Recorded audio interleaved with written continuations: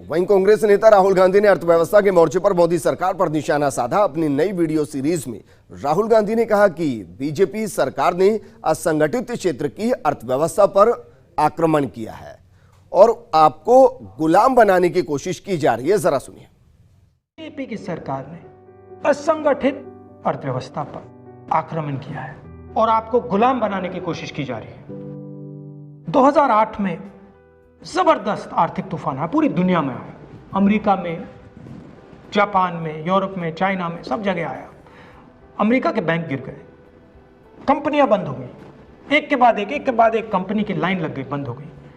Europe के bank गिरे, मगर हिंदुस्तान को कुछ नहीं हुआ। यूपीए की सरकार थी, प्रधानमंत्री जी के पास गया और मैंने उनसे पूछा, मनमोहन सिंह जी बताइए, पूरी दुनिया में आर्थिक नुकसान हुआ है, हिंदुस्तान को कोई असर नहीं हुआ, कारण क्या है? मनमोहन सिंह जी ने कहा, राहुल, अगर हिंदुस्तान की अर्थव्यवस्था को समझना चाहते हो तो यह समझना होगा कि हिंदुस्तान में दो अर्थव्यवस्थाएं हैं।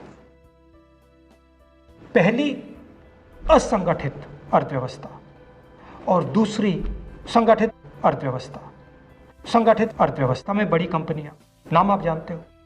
असंगठित अर्थव्यवस्था में किसान, मजदूर, छोटे दुकानदार, मिडिल साइज कंपनीज। जिस दिन तक हिंदुस्तान का असंगठित सिस्टम मजबूत है, उस दिन तक हिंदुस्तान को कोई भी आर्थिक तूफान छू नहीं सकता। अब आज के दिन आते हैं। पिछले 6 साल से बीजेपी की सरकार ने असंगठित अर्थव्यवस्था पर आक्रमण किया है। 3 बड़े उदाहरण तो मैं आपको अभी दे देता हूं। नोटबंदी, गलत जीएसटी और लॉकडाउन। आप यह मत सोचिए कि लॉकडाउन के पीछे सोच नहीं थी। यह मत सोचिए कि गलती से आखिरी मिनट पे लॉकडाउन कर दिया गया है। इन तीनों का लक्ष्य हमारे इनफॉर्मल सेक्टर को खत्म करने का है।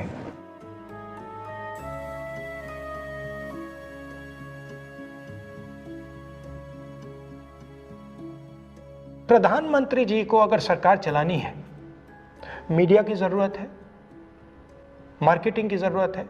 मीडिया और मार्केटिंग 15-20 लोग करते हैं। इनफॉर्मल सेक्टर में पैसा है, लाखों करोड़ रुपए, जिसको ये लोग छू नहीं सकते।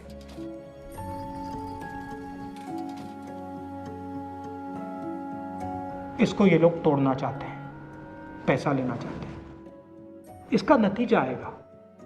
नतीजा यह होगा कि हिंदुस्तान रोजगार पैदा नहीं कर पाएगा।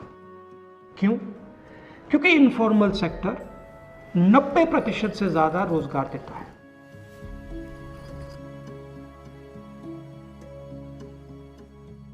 जिस दिन इनफॉर्मल सेक्टर खत्म हो गया, नष्ट हो गया, उस दिन हिंदुस्तान रोजगार पैदा नहीं कर पाएगा।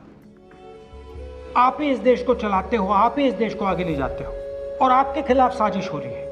आपको ठगा जा रहा है और आपको गुलाम बनाने की कोशिश की जा रही है। हमें इस आक्रमण को पहचानना पड़ेगा और पूरे देश को मिलकर इसके खिलाफ लड़ना पड़ेगा।